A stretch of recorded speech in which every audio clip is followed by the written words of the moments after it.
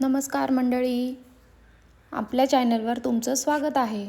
आणि आज आपण बनवणार आहोत कोकणची स्पेशल एक खास रेसिपी, ती म्हणजे वागळं फिश मसाला. तर सुरुवात करूया आजच्या रेसिपीसाठी. पण त्याआधी आपण बघूया की आपल्याला काय काय साहित्य लागणार आहेत वागळं बनवण्यासाठी. तर चला सुरू करूया.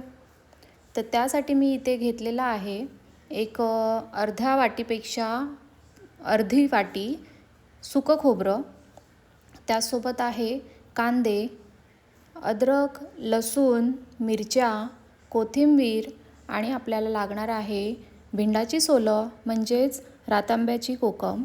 सोबतच लागणार आहे काही सुके मसाले. तर सुरुवातीला आपण सुकं खोबरं फ्राय करून घेऊया. फ्राय करून झाल्यानंतर ते एका भांड्यामध्ये काढून घेऊया. आता त्याच पॅनमध्ये आपण थोडं तेल अजून घालून त्यामध्ये कांदा फ्राय करून घेऊया. कांदा लालसर झाला की आपण लगेचच त्यामध्ये घालूया अद्रक, लसूण, मिरची आणि कोथिंबीर.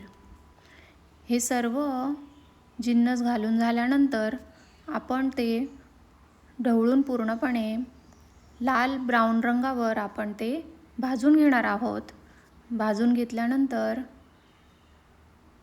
आपण एका बाजूला मिक्सर ग्राइंडरमध्ये सुकं खोबरं काढून घेऊया, त्याची पावडर करूया आणि बाकीचे जिन्नस त्यामध्ये घालून आपण त्याची एक पेस्ट बनवून घेऊया. आता ठेवूया कढईमध्ये तेल.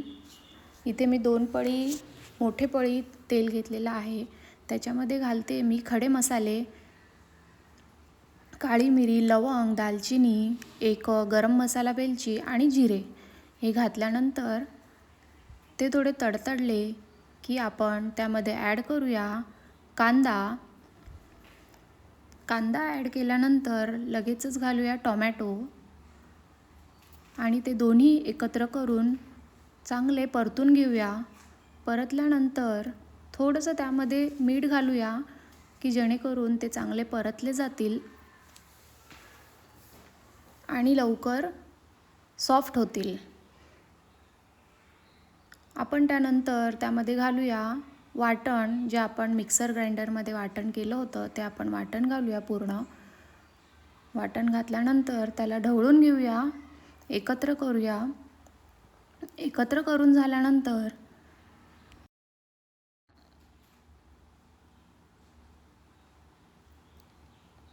परतल्यानंतर आपण त्यामध्ये घालूया हळद, सोबत घालूया 1 चमचा लाल मिरचीची पावडर,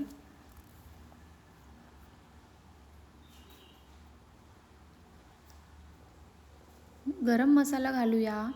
आगरी मसाला मी इथे घातलेला आहे. धना पावडर घालूया आणि एकत्र करून सर्व तेल सुटेपर्यंत भाजून घेऊया. शिजलेला मसाला झाल्यानंतर त्यामध्ये आपण मॅरिनेटेड वागळं घालूया. या वागळ्याला मी हळद आणि मीठ लावून ठेवलं होतं. पूर्णपणे ढवळून घेऊया चांगल्या प्रकारे. त्यानंतर त्यामध्ये आपल्याला हवं तेवढं मीठ घालूया. लक्षात ठेवा, आपण मीठ वागळं मॅरिनेटेडसाठी ठेवतानाही घातलं होतं आणि कांद्यामध्येही घातलं होतं, तर त्या अंदाजे तुम्ही मीठ घालू शकता. आता आपण एका साईडला पाणी ठेवलेलं आहे. ते पाणी उकळेपर्यंत आपण त्यामध्ये घालूया, मी इथे घेतलेला आहे एव्हरेस्ट चिकन मसाला. तो चिकन मसाला परतून घेऊया. चिकन मसाला घातल्याने वागळ्याला एक चांगलीच मटणासारखी चव येते. माझ्याकडे मटण मसाला नसल्यामुळे मी तिथे चिकन मसाला वापरलेला आहे. तर आता मी गरम झालेलं पाणी ते इथे तुमच्या कन्सिस्टन्सीनुसार तुम्ही वापरू शकता. तुम्हाला जेवढं घट्ट पातळ हवं आहे मसाला, त्या हिशोबाने तुम्ही इथे पाण्याचा वापर करू शकता. तर मी इथे 1.5 ग्लास पाणी इथे वापरलेलं आहे. थोडं थोडं करून पाणी घालूया. इथे मी पूर्ण 1.5 ग्लास पाणी घातलेलं आहे. चांगल्या प्रकारे ढवळून आपण त्याला झाकून ठेवूया. झाकून ठेवल्यानंतर 5 ते 10 मिनटात आपण ते ओपन करून बघूया. झाकण्यापूर्वी मी इथे मिंडाची कोकम घातलेली आहे आणि गरम मसाला वरून भुरभुरायचा आहे. भुरभुरल्यानंतर आपण याला झाकण लावून ठेवूया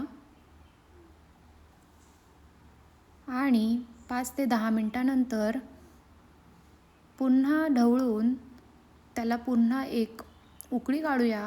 झाकून ठेवूया. पुन्हा 10 मिनटानंतर त्याला चांगली उकळी येताना दिसते, तुम्ही बघू शकता व्हिडिओमध्ये.